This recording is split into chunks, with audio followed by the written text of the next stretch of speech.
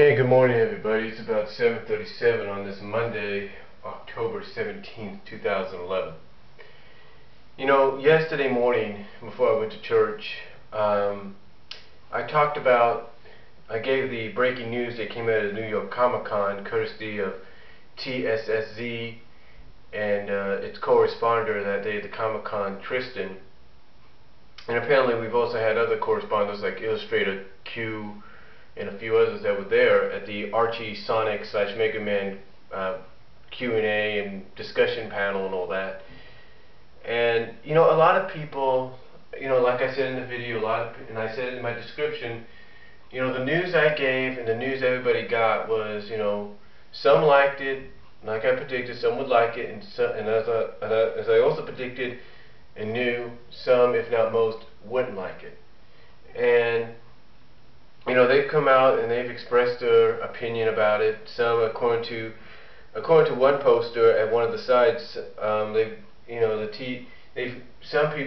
fans have actually complained already at the TSSZ site after the blogging and everything. You know, so like I said, it's kind of like 50-50 right now. It's kind of half and half.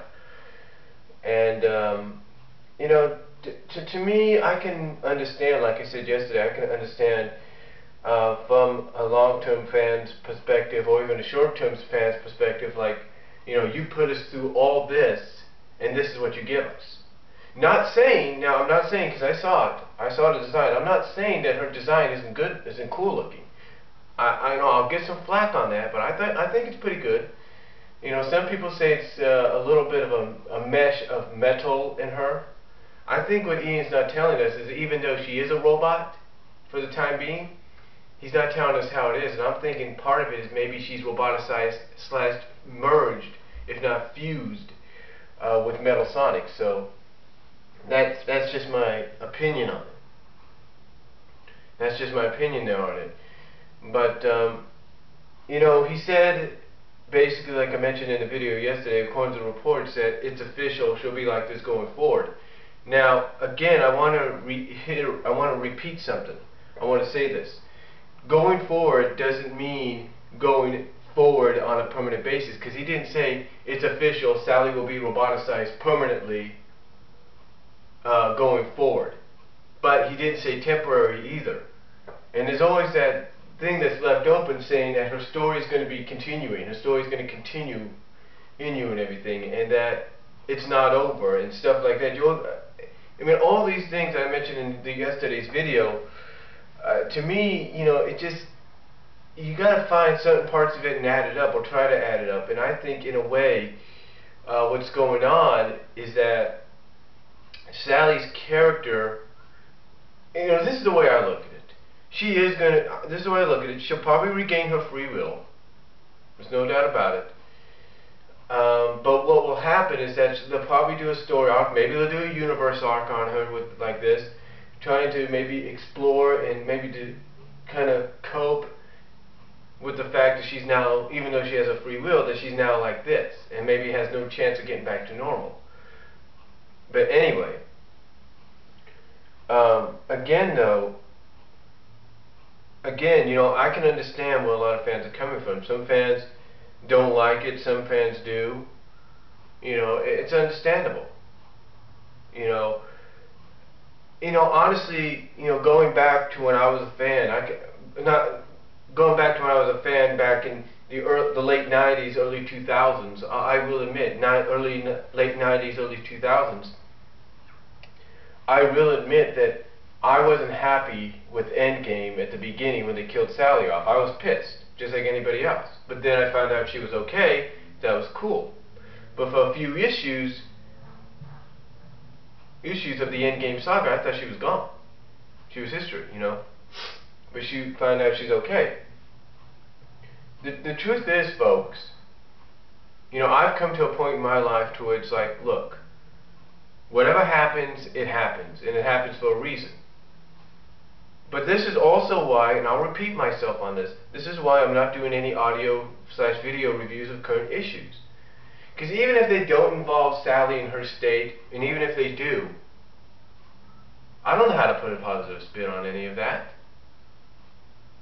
And just to let anybody know, if you've seen the mocked covers, if you will, the mocked covers of 222, where you've had Sally carrying Sonic, or you've had Amy carrying Sonic, or Sonic carrying Amy, or whoever and whatever, Sonic carrying Blaze and stuff like that, do you not think those people can't mock cover Sally's original design onto a robotic design? Do you not think they can't do that for 231? Do you think they can't do that for 232?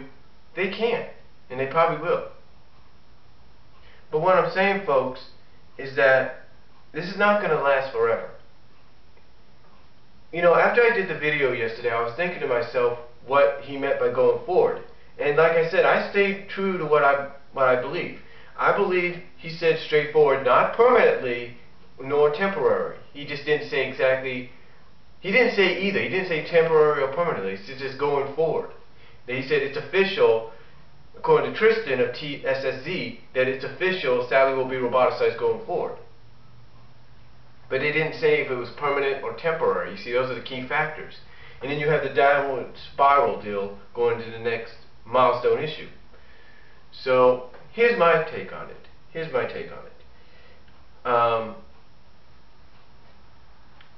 Sally being like this may last to 250. Okay? But that's how long it's going to last. Because when someone says going forward, and they don't say permanent, and they don't say temporary, usually what they mean by saying going forward, they mean by the fact at times that it's going forward for that story arc. That's what they mean. They mean it's going forward for that, going forward for the upcoming story arc. That's how that character is going to be, or this is how the landscape is going to be. Now, I'm not saying that Ian Flynn won't come out eventually and say, yeah, it's a permanent situation, because I think he realizes you're going to have a lot of upset fans. I mean, he's already got it on his board now. And I'm sure Archie Comics is going to get a lot of backlash in the future. And maybe somebody like Mike Perithro, or who's the president of Archie Comics, or someone above him maybe, I don't know, is going to take, you know, Ian aside and said, look, you know, look what we're getting here. Look at all this negative reaction. You know. Now, I know they probably won't, but I can't either say yay or nay. But the thing is, going forward into the next mega story arc, I think this is what's happening. Now, again, if this all turns out to be a nightmarish situation that Sonic's in, like, okay, he's in a coma and he wakes up all of a sudden, it's all been a nightmare, or a prophet, or kind of like a very prophet nightmare. You know, it's going to be like, holy shit, what happened? You know, if that's what we get a result of in an issue that ends this all, then yeah, a lot of fans will feel cheaped out. I mean, a lot of fans feel cheaped out right now, even though some say they like her design. A lot of them feel cheaped out. But here's the thing, folks. It's not a permanent situation. He didn't say it was permanent, but he didn't say it was temporary. Those are the key factors. And I think what he means by going forward is it's going forward into the next story arc. That's what it is. Now, how he's going to get us there, I don't know, because I don't even know if he's going to be the one that writes these issues. To be honest with you, I don't know if he's going to be the one that writes the issues, because I think, in all honesty, you know, he may have to pass it on to other people like Tracy Yardlin and maybe a few others out there, because Ian Flynn's plate is going to literally be full, if you know what I mean. His plate is literally going to be full going into next year, because he's planning on working on Mighty Crusaders, he's planning on working on another comic, and then he's got Universe on top of that, and he's got the main comic on top of that. So he's definitely either going to have to get some help with the Sonic comics and with Crusaders or whatever, or he's eventually going to step down. I don't know what will happen, but eventually he's got to make a decision. Either to get help, either for someone to help him write the stories for all 4 of these comics that he's working on, or he's going to have to step down from one of the 2 main comics that he's working on right now. And I think, in all honesty, if he was to step down, just my opinion, it'd probably be from the main comic. But who would he pass that on to? Well, the obvious choice right now would probably be Tracy Yardland. But would Tracy Yardland stay true to what Ian's doing, or would Tracy do what many fans would hope a head writer would do, and that's fix everything? I mean, who's to say what Tracy Yardland's thinking about Ian's Flynn's works right now? He may say one thing, but then again, deep down, maybe he feels things need to be fixed. We don't know. But to me, I think Ian's going to have a lot on his plate going into next year. So I'm not saying he can't handle it, but with Sonic being the most popular comic that Archie has right now, he's definitely got a lot on his plate. So, and here's the thing, folks. It wouldn't be the first time that a story arc like this would last for a little over a year or going into a milestone issue. The death of Superman, as popular as that was, after Superman was killed, if you will, they went on for issues and issues without Superman. His main comic, his spin-off comics, they went on for issues without him. They went on for issues without him. Then they stopped printing the issues just to keep people in suspense. But I don't think Archie would do that. But anyway, they did issues without him. And then when they finally got to the point that he was going to come back, that's when they did the Reign of the Superman storyline and then the Return of Superman.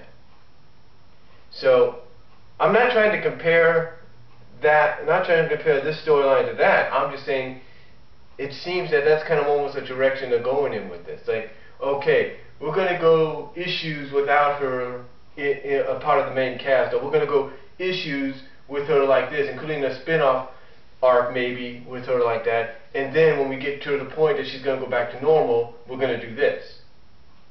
So again, we'll just have to wait and see. But and it's like I've said before, it's not the first time a character would end up turning bad for a long period of time. And probably not the first time writers would say this is what the character is going to be like going forward for this story arc, or going forward for the time being.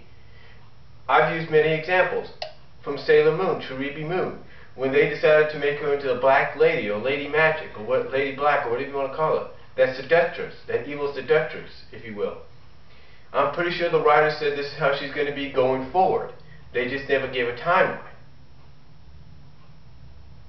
I'm pretty sure when Cammy, in the U.S. animated cartoon series of Street Fighter, in the second episode of the second season, went to Bison's side due to mind control, they probably said this is how she's going to be going forward for most of the season. I mean, yeah, they may have given a timetable there, but basically they said for most of the season, that's how she's going to be going forward. They never, just because someone says, this is what it's going to be like going forward, doesn't mean it's going to be permanent or temporary. It's just mainly going to be for that story arc, or that going into that certain milestone or so. So that's just all I'm going to say on the whole Ian Flynn NYCC, if you will, announcement, New York Comic-Con announcement. Give me your thoughts down below. Tell me what you guys think. Do you agree with me? And I'll talk to you all later.